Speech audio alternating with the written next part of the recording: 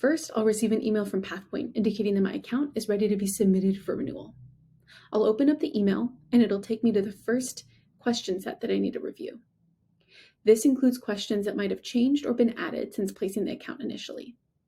I can access these questions simply by pressing the Next button. I'll go ahead and finish keying in these questions. And then when I'm done finishing the questions, I can submit to review. Note that the incumbent market, in this case Westchester, is called out and will automatically be submitted again for renewal consideration. I can also see that other markets are an appetite to instant quote. I'll go ahead and submit. And then once it's submitted, I'll see next steps. Note that if the policy expiration date is within 45 days, I'll receive an email within 8 business hours regarding quotes. If the policy expires in greater than 45 days, my work is done for now. Hang tight and you'll get an email around the 45-day mark with quotes.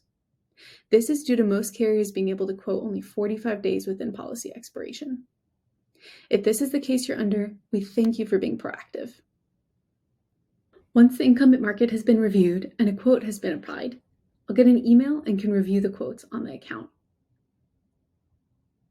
Note that the incumbent market is called out for clarity. From there, I can review quotes, select, and proceed to subjectivities in order to request to bind, leveraging Pathpoint's end-to-end e-sign process to make the process smooth. That's it. As always, please reach out to us with any questions. Thank you for partnering with Pathpoint.